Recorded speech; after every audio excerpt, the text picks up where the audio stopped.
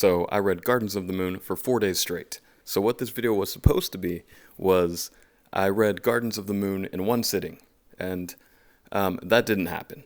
So I thought, maybe I would be able to finish this in like a day or two, and I greatly underestimated Gardens of the Moon. So it took me 4 days. So for 4 days in a row, I basically did nothing but read Gardens of the Moon. So what I did was between each chapter, every time I finished a chapter, I would stop, record my thoughts real quick, and kind of just give my reaction.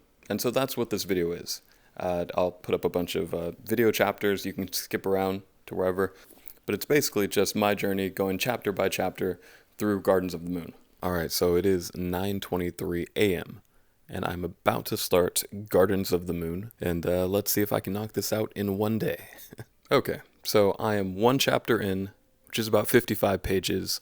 I think this is definitely going to take me both days, for sure. But I love how Erikson is connecting all these scenes together. Sure, we're time skipping, we're jumping kind of place to place, but all these characters are so interconnected, and I think it works.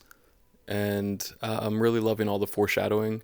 Like even from the very first line, when you talk about rust and seas of blood, it kind of lets you know, like, okay, this empire is about to collapse, and there's going to be a lot of bloodshed, and we're going to witness all of it. Man, the introduction of the character Sorry, it's really interesting the way Steven Erikson can just bring up a new character, give them a little backstory, show them interacting with somebody else just so briefly, and make you care before things happen to them. Man, as a Perrin Ganos, I just have to warn you and apologize ahead of time. Throughout this whole video, I'm probably going to say every name wrong. Probably. There's a good shot of it. So, I'm sorry. It's going to happen. But Perrin, as I'm going to call him, when they're looking over all the bodies of all the fallen soldiers and all the animals even, and the captain asks Perrin, okay, so what do you think inflicted these wounds? And he says, natural weapons. How creepy would it have been if we didn't know that the hounds got them? I mean, I feel like you have to show that scene because it seems like the Fisher girl, Sorry, is going to be a really important figure. We have to know who that is. But I wonder how creepy it would have been if we didn't see that first, or if we didn't see that right away and then we just had to wonder, like, what's out there? I don't know. But I like how we're not shying away from the magic. We're just getting into it. There's gods and magical beasts and sorcery and everything, and we're just jumping in. We're just gonna go, and has pretty fast pace. So one chapter down, loving it so far. Fantasy music radio 24/7 is what I'm listening to as I read through this. Steven Erikson, try not to write an amazing first line in every chapter. Challenge impossible. Through the pallor of smoke ravens wheeled. Their calls raised a shrill chorus above the cries of wounded and dying soldiers. The stench of seared flesh hung unmoving in the haze. On the third hill overlooking the fallen city of Pale, Tattersail stood alone. That is so dramatic and intense. I love it. So I just finished chapter 2, and I'm on page 82. We just had Anomander Rake's introduction, the introduction of the Bridge Burners, which, judging by a lot of people's names on like Twitter and stuff, I'm assuming that's an important group of people, like Whiskey Jack and Quick Ben. Tattersail is the POV character for most of this chapter, if not the entire chapter. This is the first time so far where we kind of got away from Perrin's story, and I feel like the connecting character here is Sorry. She shows up with the Bridge Burners, still being hella weird.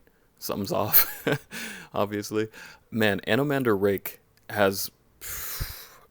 his introduction has to be like a top 10 in all of fantasy.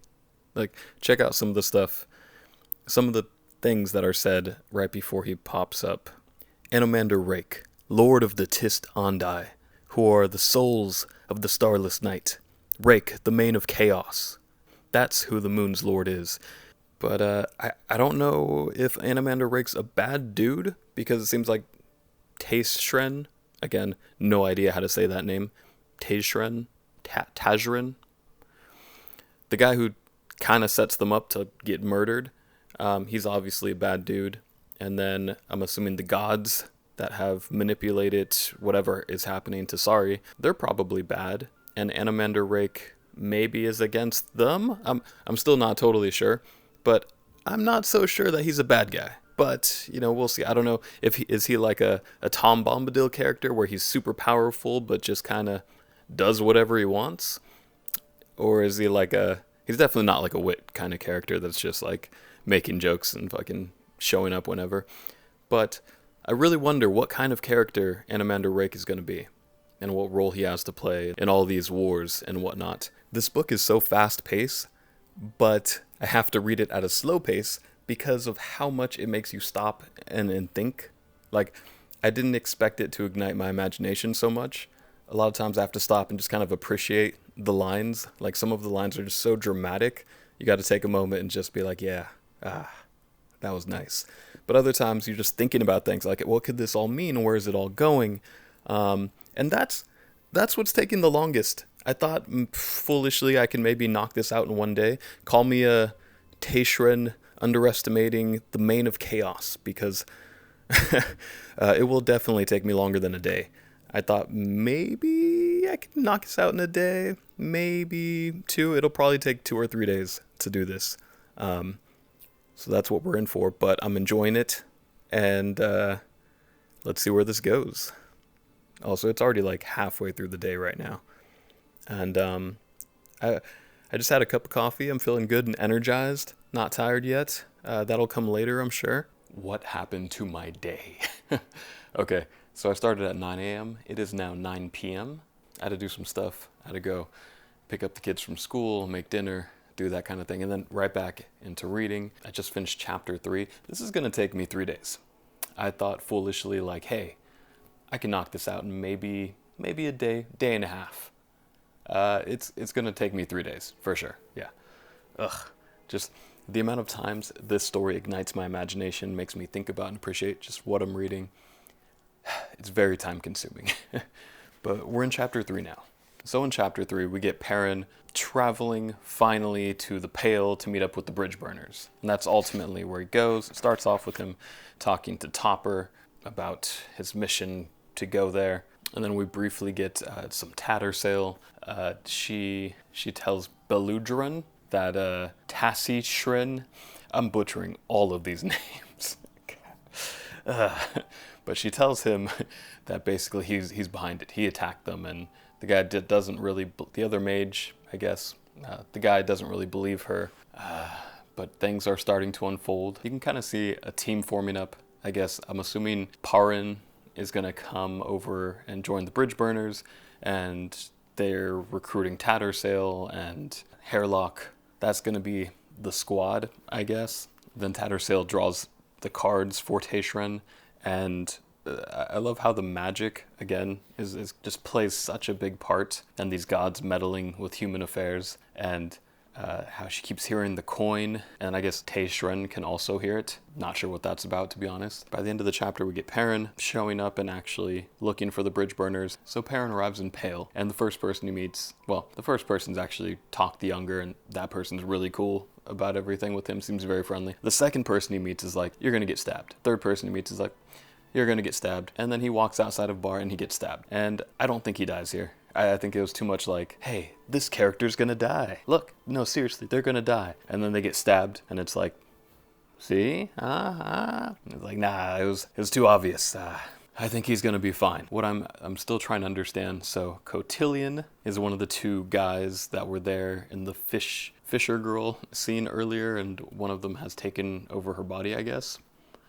And then I think Amandus is the other one with the hounds. I'm not totally clear on that, but I get those are the two guys, and are they fighting each other also and trying to fight Lysine? I'm not totally sure on that, but I do like how it seems like every chapter has a major event, and then each of these events all connect. I'm assuming in the next chapter we'll probably time jump again, but I'm loving the pace, so we'll keep going. Chapter 4. Check out this line. With the dawn a blade-thin crimson streak at their backs, the black Moranth, crouching on the high saddles of their coral mounts, glittered like diamonds slick with the blood. That's a sick line. I don't care. I don't care what you say. That's a sick line. Gardens of the Moon is the kind of book where the protagonist can get stabbed and end up at Hood's Gate, and which is basically like the afterlife, and then have the gods of luck and mischief, the Joker gods, they intervene and are like, we don't want you to die. And then so they make a deal with not death, but death's friend, death's coworker, and they make a deal where they're like, hey, you know, we want him still to live. And death's coworker is like, yeah, but somebody close to him has to take his place. And they're like, yeah, of course, do that. And then they hear a giant hound in the background howl, they run away, and then the shadow god, Shadow Ascendant, shows up, and then he has back and forth with protagonist Perrin, before Perrin is shipped back to the mortal world, our world, and it all makes sense. We're only 4 fucking chapters in, and there's been so much world building and just at a breakneck pace. Like, this has all been established. I know exactly who the lucky god twins are. Opon, Shadowthorn, Perrin obviously is like the main guy. Hood, which is basically death. And it all... And the gods have been intervening every chapter. So yeah, we're only 4 chapters in. And this is like, yeah, this is a thing that can happen in this book. That's how crazy the world building has been. I feel like Steven Erikson is like a fantasy version of Christopher Nolan, where it's just, they don't over-explain. They just kind of drop things, like things just happen, and you gotta keep up. And if you keep up, it's not too hard to understand. But then, with the amount of crazy things that happen, with the amount of things that are just out there and like a hairlock running around and trying to avoid a giant hound, but the amount of gods and magical beings and all that, and in some way, it reminds me of Metal Gear Solid. It's a weird comparison, but I feel like every character has this big backstory, and this reputation. And like in the last chapter we had a Anomander Rake, and in this one we get a little Shadowthorn, a little bit of Gear the Hound. Oh, and can I say that Hairlock is the fucking worst. I mean, he's the type to talk all this crap and be like, oh, this dog can't find me. He'll never find me, actually. Silly, stupid, slow dog. Ugh, I definitely tricked him, and he'll never know where we are. Then the dog shows up and he's like, fight the dog, hide me, please, And then he jumps in his box and just leaves Tattersail there to fight the hound. I'm not sure when they did get the upper hand, because Perrin came out there and stabbed the dog, and Hairlock could have stole his soul or something. I'm not sure why Tattersail stopped him. I think the dog thing's after them and he should kill it, right? I'm not sure about that one, but I'm sure it'll be explained probably. But yeah, I mean, we're just going. We're just going. It's late. It's like midnight now. But I would like to finish this at least bare minimum by day 3. So I'm going to go to bed for now. And then in the morning, be back at it. Hopefully we'll make a lot more progress tomorrow. All right, we're starting day 2. I'm going to give you guys a new background. I'll stand in front of my bookshelf because I'm cool like that. I just read chapter 5. And this was the first one where I was like, oh man, let's get back to the other characters. Like, I'm so invested in Perrin's story and Sari and Tattersail, and I was really like, Krup's cool. He's a weird little guy. Seems like maybe he has some abilities of some kind. That was fine. But then we get to the thief, jumping rooftop to rooftop, and I feel like that's one of the hardest things to write, is a character who's just constantly moving, because you just get paragraph after paragraph of, now they're over here, now they're over here. Now they're over here. I was just saying to myself, man, this would be a lot more interesting if, like, he was being chased by somebody or something. Because, I mean, I don't know. He's just following him around. It's a little boring. It's kind of dragging. And then, sure enough, a few paragraphs later, there's an assassin hot on his tail. And then then the pursuit kind of takes off, and then, it picked up, got a little exciting. But this was the first time I was like, man, I kind of just, let's go back to see what the other guys are doing still, There's a lot going on. Once again, the Luck twins, I think, intervened, showed their calling card, which is the coin. But yeah, I'm hoping to get to at least page 300 by the end of today. That way tomorrow I can do 300 to 448. Yeah, that'll be pretty good. That's one thing I like in The Way of Kings, is that Brandon Sanderson, when he jumps to other side characters, he's like, these are interludes. This is just world building extra stuff, so don't even worry about it. And I know you can't really do that with this book, I'm assuming, because it seems like every character has an important part to play. But man, this was definitely one of the moments where we jumped in and was like, okay. Why do I care about this character? Alright, so I just read chapter 6. Krupp is a funny little guy. I don't know what his role is going to be, but he's interesting enough. This is the chapter where we get the Great Raven that goes and meets the alchemist late at night, and then he has a meeting with some other guy that's trying to convince him to vote for neutrality for Darujhistan. I think that's how you say it. And then Amanda Rake shows up and has a conversation with him. I don't know. Maybe this is wrong. Maybe it's right. I don't know yet. But I'm on whatever side Amanda Rake is on. I think he's probably my favorite character so far. And it just seems like it'd be right to oppose the people he's opposing. And he's opposing the Malazan Empire. And I don't know. He's super powerful. And I don't know. I could probably just read from his point of view and see where his story goes. I don't know. Then we get the scene at the inn with Rallick, Crocus, Krupp, their little crew there. What I don't understand is, so Crocus is the thief that was jumping rooftop to rooftop, and then Rallick is a part of the Assassins Guild. Weren't members of his guild, Talos, I believe his name was. Wasn't he just trying to kill Crocus? Or was that only because he thought he was the Claw that was chasing him, but he wasn't? It's like a mistaken thing. Like they don't talk about that. Like his good friend Rallick is also part of that same guild with the guy who just tried to kill him but failed and then got killed by the Claws.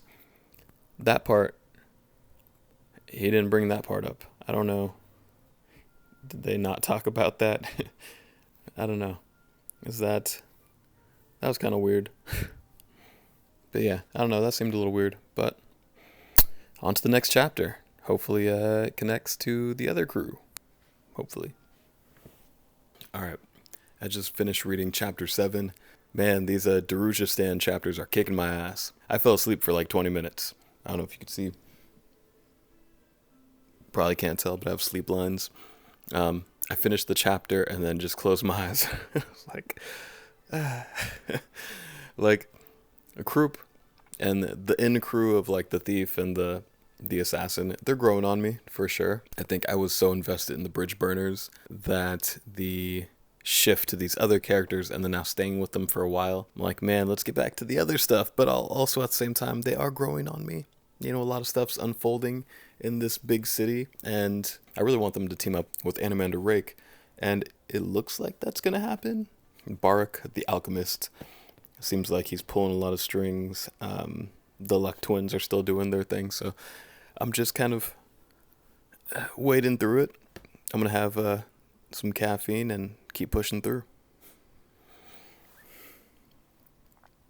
Okay, so chapter 8 was probably the shortest chapter of the book so far, but we're back with the bridge burners. And we get a brief interaction between Quickben and Hairlock. And Hairlock is going insane. And he's deep in I don't know if he's in the Warren of Chaos or he's deep in the magical realms and warrens or whatever. And he's losing his mind. But he's also becoming more powerful. And he also wants to kill Tattersail. And he wants to break free of his bond from Quickben. It's such a dilemma for Quickben and the bridge burners because they kind of need a Hairlock in a way. They need a powerful wizard on their side. I mean, they have Tattersail, but the more powerful wizards, the better. But he's also super unstable, so that's tough. And now they're about to cross the lake and get into Darujhistan. Now, I'm really curious to see how these characters clash. with the citizens of the big city that we've been kind of following in the previous few chapters. But we'll see.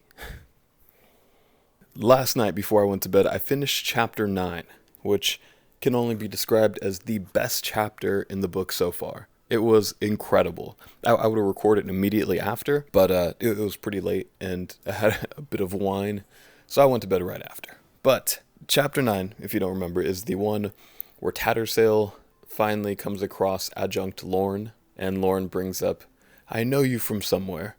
Oh, you were the mage that was there that, burned down my whole village or burned everybody in my city." And then this line right here, where Tok the Younger, on page 221, Tok felt his heart pounding hard against his chest. He'd just witnessed an execution. Man, when Lorne completely abandons her vengeance, her revenge, and all that, and realizes she no longer exists as a person, she's just the adjunct now, and that hit pretty hard. I was like, okay, I haven't even read that much of Lorne. She hasn't been in the story that much, but damn, that hit. And oof. Yeah, again, with this huge cast of characters, I'm only probably halfway through, and a lot of these characters haven't had a ton of page time, but you can still really feel for them. Like the Fisher girl in the beginning, she's only, it's the very first chapter before she's taken over by these gods, and you feel for her. And just like Lorne, who's kind of the bad person in this situation, but then she has her sad, tragic anime backstory, and you feel for her, and the emotional bits work, and I feel like that's probably the most important. For me, that's the most important thing of any story, is the emotional entertainment. Can it make you feel something? And this absolutely did. Oh, and also in this chapter, we get Tattersail and Perrin hook up. That's a thing that happened. Why am I rooting for that? I don't know. What did he say? He said some stuff like, "Tattersail, how thorough is your exhaustion?" and he takes her hand, and they go to the bedroom. And the tension they had building up a little bit, I was like, oh, are they? And yeah, okay, all right. Oh, and then Tool, the character Tool, this ancient warrior that's been around for thousands of years, maybe hundreds of thousands of years, I'm not totally sure. He said something like, oh, it's the 300th millennium, that's why this other tribe is going to show up. And he's kind of a cool character. He just slides through the ground, follows the adjunct to wherever she goes, I guess, or at least on this mission. But yeah, it's an interesting one to watch. All right, so I'm gonna try to get through the rest of the book. I'm like halfway. I thought this was going to be way faster. A long time ago, I used to be able to knock out a 350-page book in one day. I didn't realize how many years have passed since that. And I don't know if my reading ability has just atrophied, because now I typically will read for like 10 to 30 minutes. And that's it. Those are my reading sessions now, very busy and whatnot. So trying to read all day, man, my pace has been super slow. I noticed late last night, like wine actually helped me focus a lot. I'm not going to start drinking wine now. It's morning. But later I'll probably have a glass of wine. But yeah, I feel like, I don't know. Maybe my reading skills have atrophied a bit because I haven't pushed myself to read this much in a day in a long time. But I'm going to push through. Hopefully get it done tonight. If not, I'll probably have a chapter or two I got to finish in the morning. But we'll get through this. Now that we're getting back to I feel like the momentum's picking up. So I'm really looking forward to the next few chapters. I'll record this one in front of my bookshelf. Some big brain content creator moves right there. I'll try to change the background every once in a while. Maybe I'll go stand in front of some walls or something. I don't know. But anyways, I just finished chapter 10. Quick side note. I just walked to my chihuahua outside and I saw a couple coyotes. So that was interesting. Maybe I'll put some footage of that up. Yeah, you see it? There's a couple of those. They look pretty small.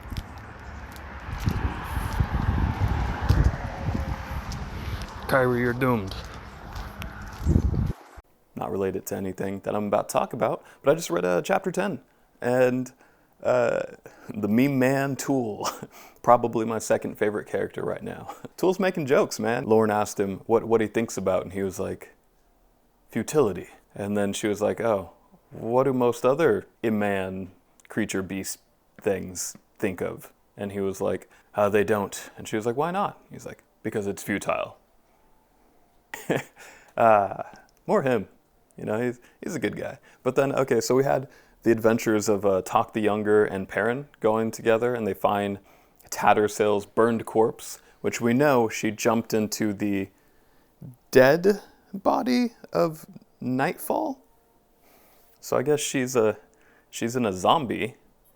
At least Hairlock, when he jumped out of his body and was able to possess, it's a doll. But she's in like a rotting corpse. So that's interesting. And then something happened to where there's this big whirly fire thing in the sky. I'm assuming that had something to do with Tattersail and her magic. Man, the amount of like really crazy hyped up characters that are getting dropped in the story just keep getting more and more just super powerful beings just keep dropping into the story. Now there's a tyrant, a legendary tyrant that was locked away that I guess Lauren is trying to release or kill. Or release. I think she's trying to release it. But then I don't know if Tattersail got there first or if she's heading the total opposite direction. But there's this tyrant, ancient tyrant out in the middle of the Rivi Plains. And we also got to see our first glimpse of Kaladin Brood, the commander that's been fighting the Empire, the half-human, and his Iman. I think that's what they're called, Imans. And then Crone is also working for him. And then there's Amanda Rake still out there. And now Tattersail is probably going to be crazy powerful. I don't know if she's going to jump into the Chaos Warrens just like Hairlock or what. But then Hairlock is also kind of a maniac, just out there destroying ravens and laughing. And he's just a little doll, just running around, doing some intense, super powerful elder magic. When the big fire pillar rose up in the sky, Tool's like, that's within my barrier, I can't stop that. And then once again later when Hairlock was destroying the ravens, again he's like, that's in my barrier, I can't stop that, that's elder magic. So she brought this guy, Tool, and thinking like, oh yeah, there's no magic that's gonna really penetrate his defenses, and already twice it's happened. But man, things are picking up. They're picking up fast, so I want to keep pushing through. Alright, I just finished chapter 11. This one feels like a lot of setup. We start off with a Croup having another dream where apparently Tattersail is being reborn as a baby. I really hope she doesn't start over as a baby, because I really liked Tattersail being in this story, and I wanted to see what part she has to play. Maybe they said she's going to be a shapeshifter, I think. I'm a little confused about what Tattersail's role looks like for the rest of this story. They definitely could time jump until she's an adult again. I wouldn't be like that surprised, but that was interesting. And then we're in Darujhistan and just kind of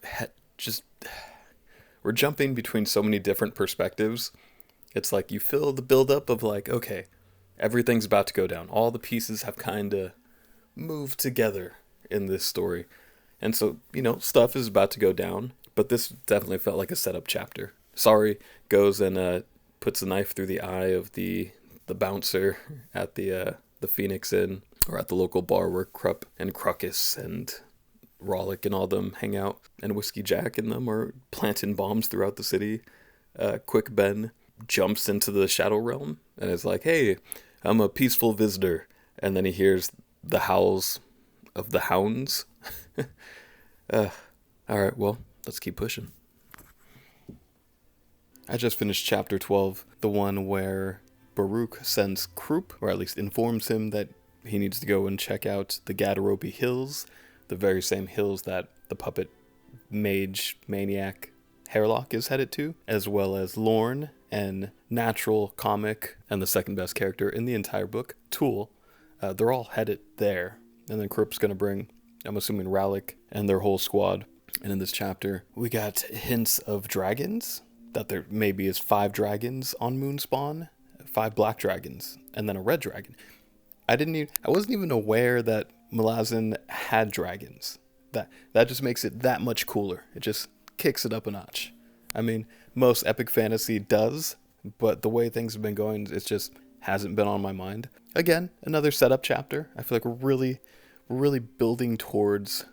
I feel like we're really building towards something big. Oh, and then apparently Quick Ben's real name is Dalat. I don't know who that is, but apparently he was a high priest in Shadowthorn's belief system. Like he worshipped that guy, that god, that ascendant. But apparently, yeah, Quick Ben was a high priest for Shadowthorn. I want to say Shadowthorn. It's Shadowthrone. For Shadowthrone. I like how Quick Ben was quick, came up with a cool little plan to kind of make a deal with Shadowthrone, and then just as he leaves Shadowthrone,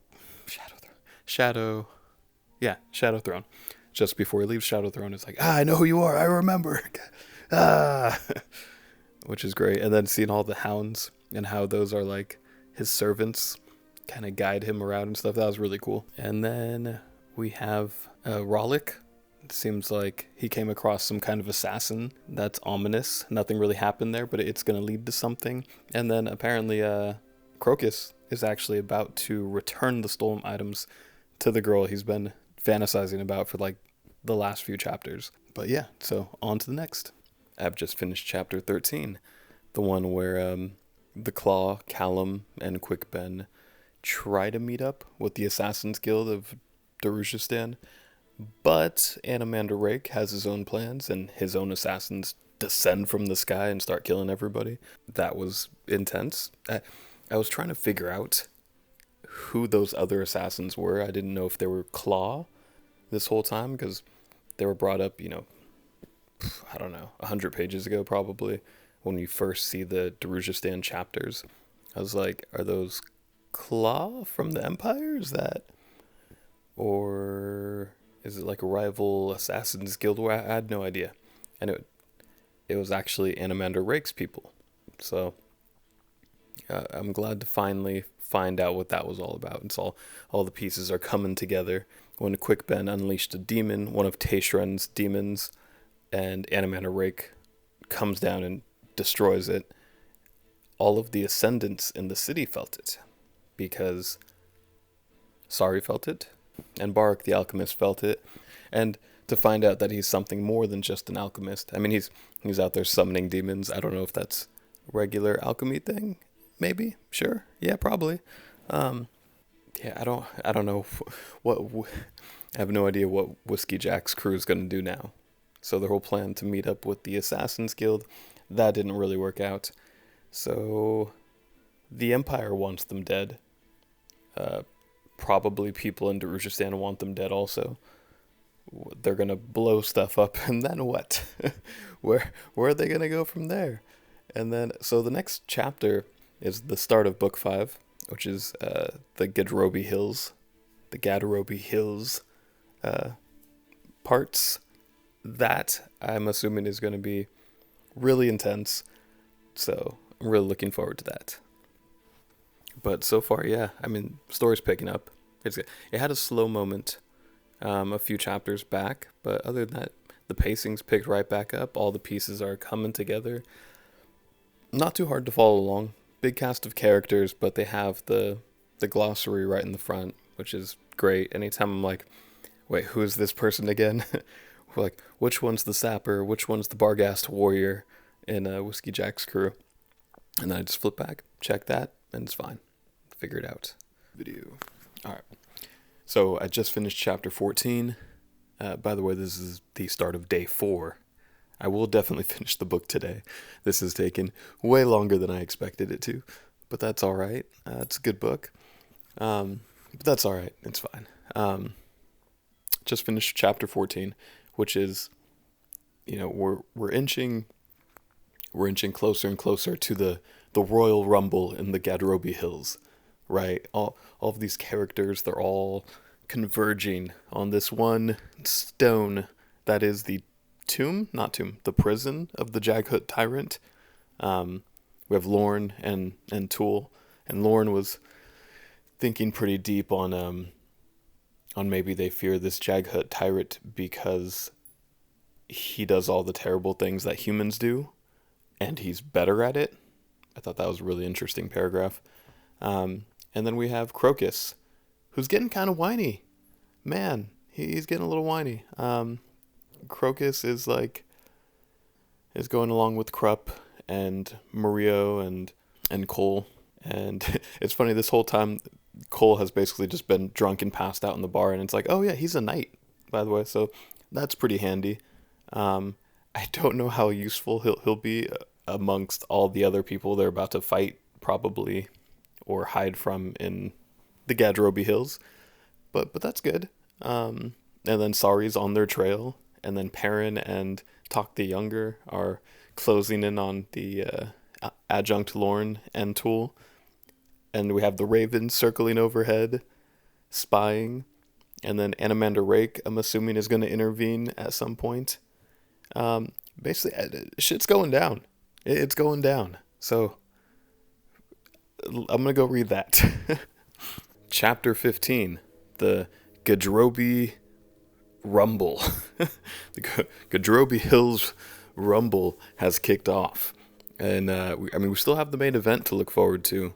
Adjunct Lorne and Tool are going to enter the fray at some point. But we start off with Perrin and Tok the Younger going up against Hairlock. And Hairlock just straight up throws Tok the Younger through a portal. And I don't think he's dead. That didn't seem like a very final, he's gone forever moment. I mean, at least I hope he doesn't go out like that. He's floating around somewhere. He'll pop up again. Perrin then versus Hairlock. And then, just kidding, Quick Ben tells Sari, I know who you are, and get the message to your master. And then, boom, Shadow Throne unleashes the hounds, and they tear apart Hairlock. I hope that's the last we see of Hairlock. He was getting annoying. I don't want to see any more of him. Then it looks like, the hounds are going to face off with Perrin. And then he feels this rush of power come down behind him, and it's Animander Rake. And then Rake warns the dogs, like, no, you guys go away. I'm doing a thing here in Malazan, and shoo. And they don't, so he kills two of them, and then Shadow Throne appears, and they talk it out, and then Shadow Throne recalls all of his dogs. Animander Rake is like, turns to Perrin and is like, what are you? And Perrin's just like, and Rake's like, that's it? No, you don't have any thoughts on what just happened? Like, no, okay, cool. And then Perrin releases two of the hounds from the realm / warren inside of Rake's sword. Not sure why he did that. Seemed like they were trying to. They should have probably stayed there, but whatever. I'm sure that'll be important later. I feel like a lot of stuff that happens in the story will be important later and just pops back up. And in this chapter, we also get a brief scuffle between Lorne and Crocus's crew, which they really stood no chance against her. And she's like, I don't want to kill these people. And he's like, hey, you don't have to do that. And she's like, okay. And then she fucks up Cole real quick. And then Krupp just falls off and passes out. Murillo tries to fight her and then gets knocked out. And so then she just leaves him alone after that. And then Sari, because of Rake telling Shadow Throne to be like, get out of my affairs. I'm doing a thing here, go away. Because of that, Cotillion is no longer in Sari's body, and now she's lost, and she's confused. It's the Fisher girl now has her body back, and she's meeting Crocus. That's where we're at right now. All the payoffs are happening right now. And for all the setup that has went on in this story, I mean, the payoffs have been great. They've been worth it, absolutely. And, it's funny that the biggest complaint I hear when people read Gardens of the Moon and start Malazan is that it's, hard to follow, and I don't get what's going on. It seems pretty easy to follow what's going on. You have all these powerful players, and the stories are all kind of intertwined. But, I don't know, man. It seems pretty straightforward. I don't know. But let's keep moving. All right. Chapter 16 was the chapter of friendship. I'm loving the friendship that's forming between Cole and Perrin, right? They have both escaped this life of nobility. Well, Cole got shoved out of it, tricked out of it, bamboozled.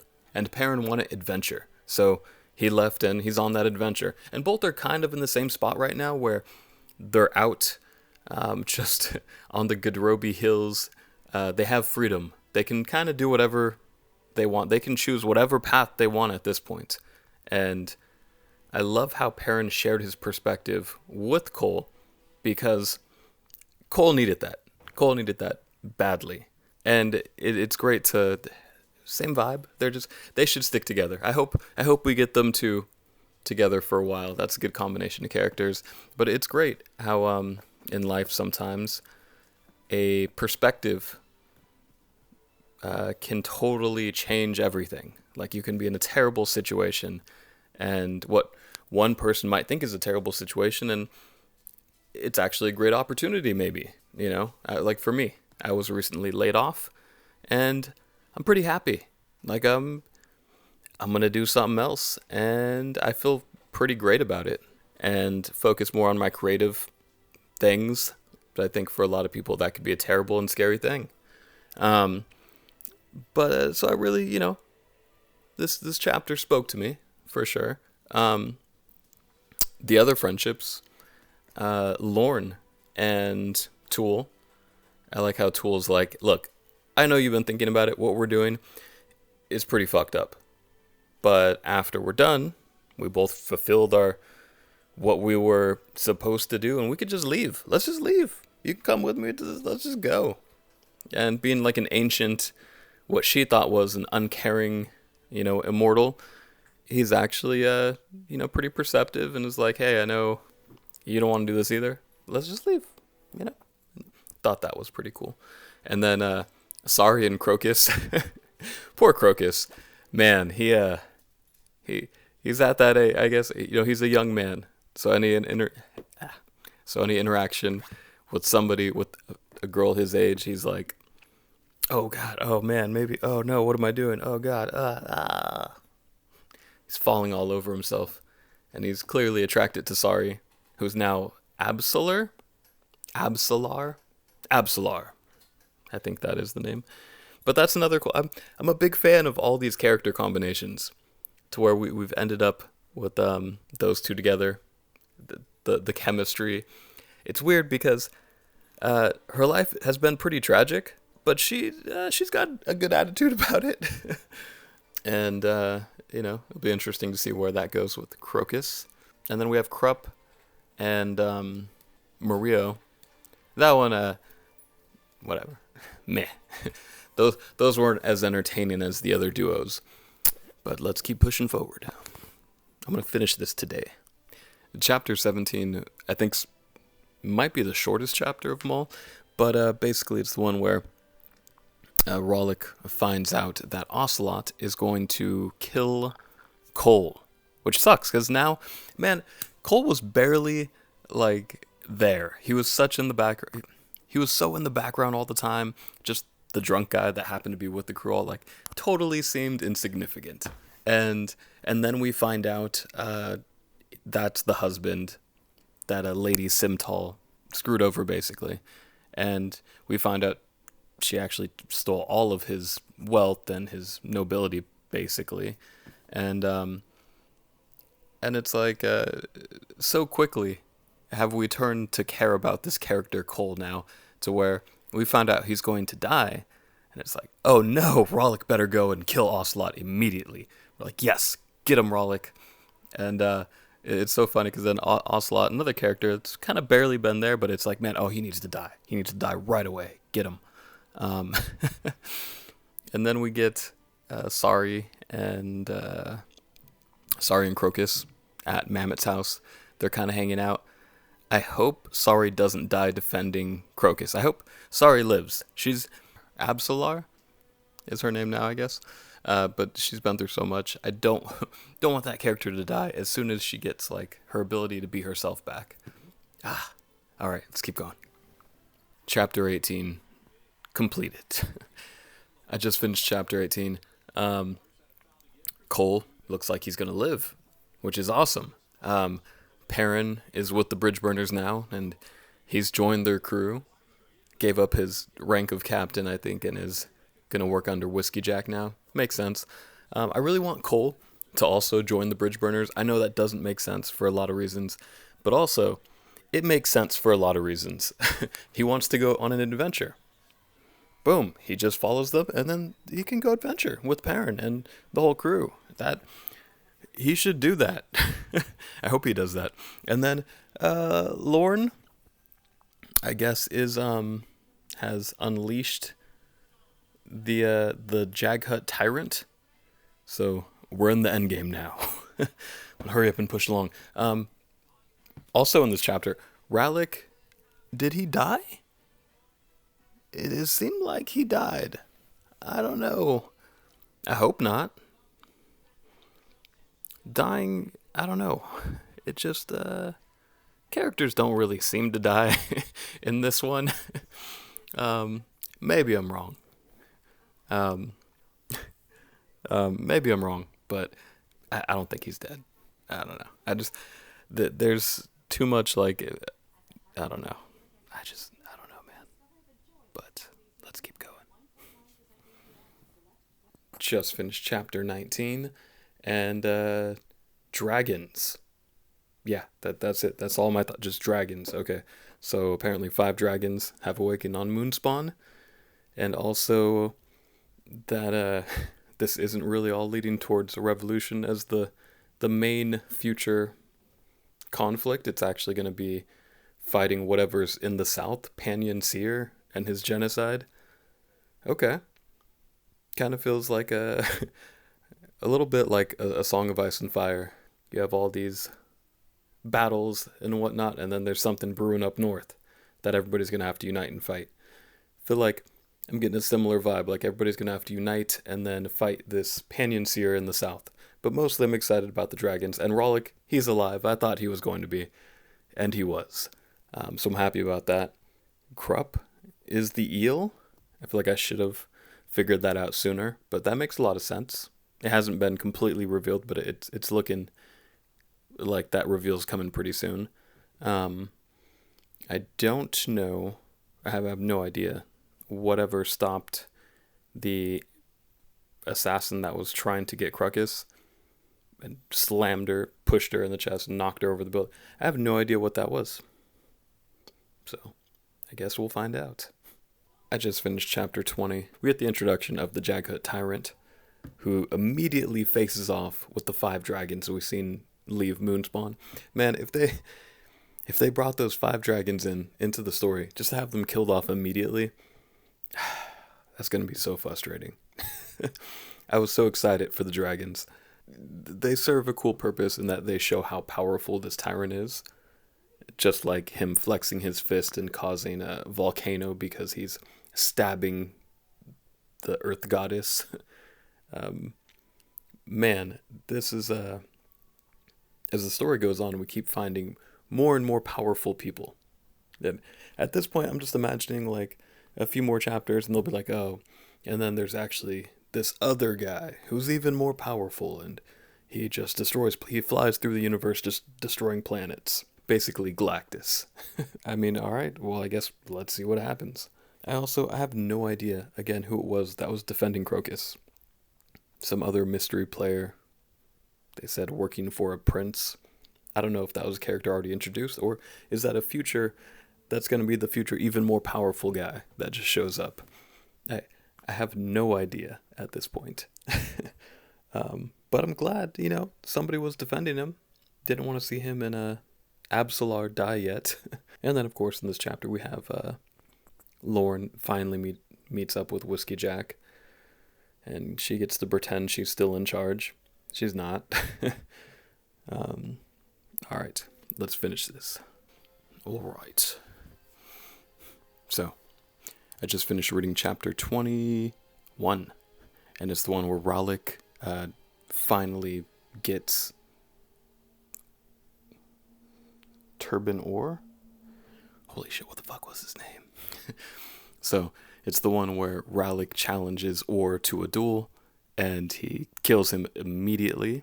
I love how Animander Rake, he chose to be his second, looks at him like, that was pretty one-sided. But also, way before that, I love the interaction between Animander Rake and Orr. Baruch introduces Animander Rake to Orr, and Orr is like, "Oh, do you own land?" And Animander Rake's like, "Yes." What he should have said, "Do I own land? Did you see the moon I parked outside?" Like, that was a good interaction. And then Lady Simtol is finally paying for her action. She's realizing she's all alone now. Her biggest supporter just got killed. So, and Mario dropped a dagger next to her and said, "I'll probably never see you again." And then Crocus, what's he doing, guys? And then Crocus, so the chapter ends with Crocus grabbing the girl he was obsessed with and pulling her into the darkness and like covering her mouth, and like, I know he wants to talk to her, but he's not going to do anything crazy, right? Right, guys? He's not. I really want to like Crocus. He better not do something stupid. That's, ugh. I feel like he's going to do something stupid. Ugh. But we shall see. Oh, and also, again, Steven Erikson is so good at just bringing up these characters, and you see him just a little bit, but you care so much about him. Circle Breaker. Don't even know the man's name. And he sort of popped up here and there. Not a whole lot, but he gets his happily ever after, which is fucking awesome. And I'm happy for him. By the end of the chapter, it says he passed through the gates, welcoming at last the smile that came unbidden to his mouth. Well, that gave me an unbidden smile. I love the line where Rallick is like, "1,000 other deaths," he whispered so low that only Baruch and Rake heard him, "would not have satisfied me, but I'll settle for this one." That's a cold line. I know he's just saying Orr's line back to him, but that's a cold line. All right, we're almost done. We only have a few more chapters. I just finished chapter 22. This is where Perrin viciously attacks and starts biting the Finnist? The Finnist? Okay, so the Jaghut tyrant needed to get his Finnist, which was the object I thought that became the weird glowing ball of tree trunk. I thought that's the thing he needed to get his full powers back. That's the thing Adjunct Lorne stole and brought to the city, and that's why he's headed that way.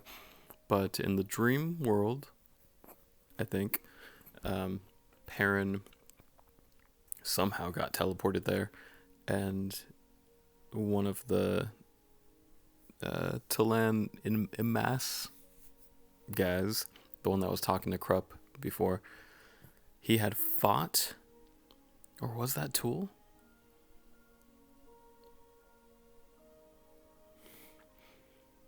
I think, yeah, that was Tool, actually.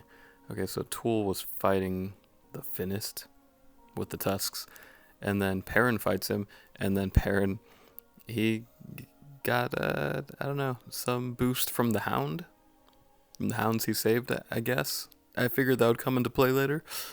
And in some way, you know, he can't be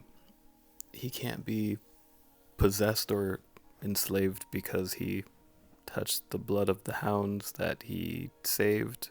I'm assuming because he saved the hounds, they gave him a bit of magic, maybe, and that's why he can't be possessed. Or maybe he was just inspired by how the hounds, when they were killed by Rake's sword that they were still thrashing about, and he was like, I could do that too. I don't know, but he tried to eat the Finnist, and he messed him up bad, and then Tool was like, I think you did enough, and then he got transported back, and then Quick Ben was fighting with Darujhistan. He saved her life twice, and Mammoth, I guess, is dead. The Crocus's uncle. That's sad. But by the end of this chapter, Callum and Quick Ben realize that they've planted all the explosives right on top of gas lines that go throughout the city. So if they blow those up, they will blow up the entire city. So just to add, like, Erikson really knows how to write an ending where there's just conflict stacked on conflict, stacked on conflict, and other threats and all these tension building things just stacked upon each other. So it's the Jag Hut. So the Jag Hut, he was out fighting the dragons, and then he got stuck in Krupp's world. And then him and Krupp not faced off, but he faced off with Tool in Krupp's dream at some point. And then, but anyways, the Jag Hut tyrant is now still headed towards the city. I don't know if Rake's gonna intercept him now, maybe, or did the Jag Hut get destroyed? I'm not really even clear on that part. Everything's been pretty straightforward. That chapter, I don't know, it's pretty late at night, but I think they still have to fight the Jag Hut. But a lot of people are fighting. Stuff's blowing up. Everybody's trying to do their Ralik. I don't even know what Ralik's plan is anymore. Crocus, he's gonna go look for his uncle who's dead now. So, and yeah, I don't know, man. Everybody's just running all over the place. It's chaos. We are in the Chaos Warren right now.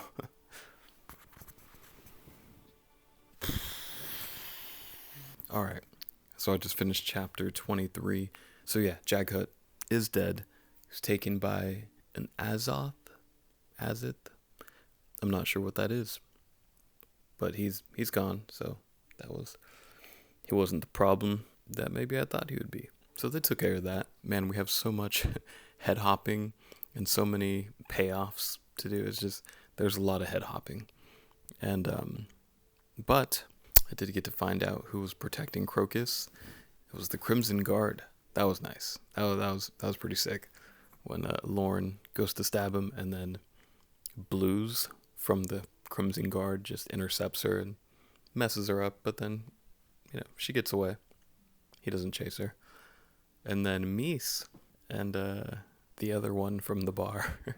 It's funny. You'd think there's been so many times where you think characters are going to be sort of small, insignificant character. They're just background characters, and then they play a huge part in the story. The two women from the bar end up being the ones that kill Lorne, adjunct Lorne. I would not have predicted that. Out of all the characters, no way. But they did. And now Perrin, he gets the Otataral sword, the anti-magic sword, which is really cool and is going to be great, I'm sure, in the next book. I like that he has that. I like that a lot. And then it's so weird because she died thinking, oh man, maybe there was something between me and Perrin. Maybe he was attractive. Maybe something could have happened. And meanwhile, he wanted to murder her. He was out for revenge. And but I like how he doesn't say anything. She's just like, oh man, you should have been here a few minutes earlier. And he just watches her die. Didn't spoil any of well, I was just coming to end you anyways. He didn't say that, so he didn't just show up and be like, I was coming to. If they didn't do it, I would have, She died thinking like, Perrin, yeah, that's my boy. He has my back. And then Opon is just scared now. Whatever. It was the gods that used him. And and then Animander Rake can just become a dragon, or he is a dragon, and then he mostly chooses the humanoid shape, I guess. I don't know, but it's cool either way. I'm a big fan of dragons, so he turns into a dragon, swoops down to kill the other dragon. This book is like a regular fantasy book, plus like Homer's Odyssey, or like any book on mythology. Like there's so many gods and demigods, and there's so much lore here. And the gods keep getting involved. It's gonna be a lot to think about. It's like 2:30 in the morning. I have one chapter to go. So let's go. Okay, chapter 24. The final chapter. We did it. It's 3:20 in the morning now, and I finished the last chapter. Um,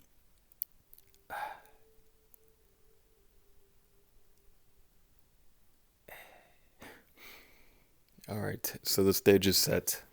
This chapter was a lot of stage setting for the next book. Dujek has officially been labeled an enemy of the Empire, so the rebellion has started. Um, the bridge burners now will go on another mission led by Captain Perrin, and Whiskey Jack is gonna be second in command to Dujek, and then Absolar, aka Sorry, and Quick Ben and Fiddler are gonna go try to find her home and find her dad, I guess. But then they'll come back.